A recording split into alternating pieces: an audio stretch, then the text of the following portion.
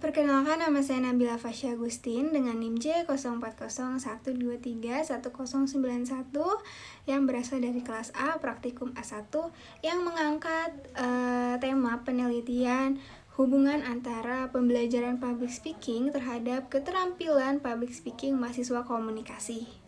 Di dalam penelitian yang saya ambil, saya mempunyai latar belakang, yaitu public speaking saat ini merupakan keterampilan penting bagi mahasiswa, khususnya mahasiswa ilmu komunikasi. Dalam dunia akademik dan profesional, mahasiswa dituntut mampu menyampaikan gagasan secara jelas, terstruktur, dan percaya diri. Namun, pada kenyataannya di lapangannya masih banyak mahasiswa yang mengalami kendala seperti rasa gugup, cemas, kurang percaya diri, serta belum menguasai teknik berbicara di depan umum. Oleh karena itu, mata kuliah public speaking ini menjadi salah satu upaya perguruan tinggi untuk meningkatkan keterampilan tersebut. Maka dari itu, saya menjadikan hal tersebut latar belakang dalam penelitian saya. Selanjutnya ada rumusan masalah dan tujuan dari penelitian yang saya buat ini, yaitu rumusan masalahnya adalah penelitian ini apakah terdapat hubungan antara pembelajaran public speaking dengan keterampilan public speaking khususnya terhadap mahasiswa komunikasi ini. Serta tujuannya adalah untuk mengetahui sejauh mana nih pembelajaran public speaking berhubungan dengan peningkatan keterampilan berbicara mahasiswa di depan umum.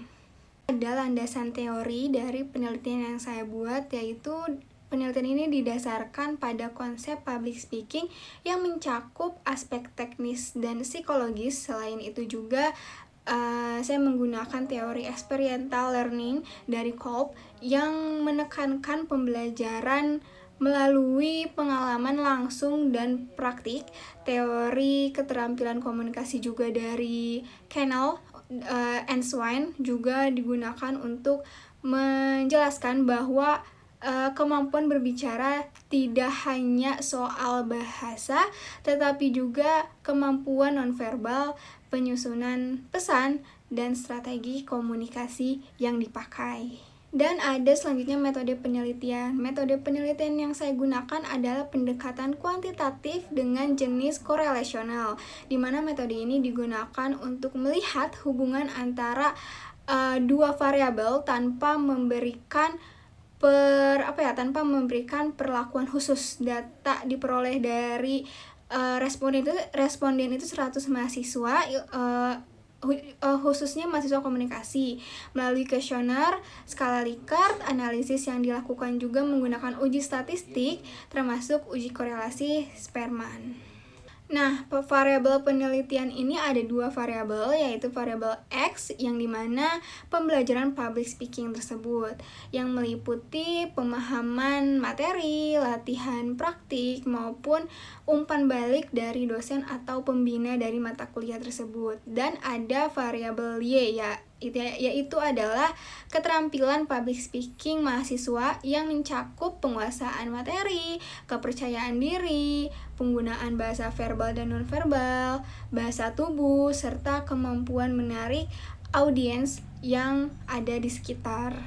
Selanjutnya saya ada karakteristik dari responden yang bisa mengisi kuesioner saya, yaitu responden dalam penelitian ini seluruhnya merupakan mahasiswa ilmu komunikasi.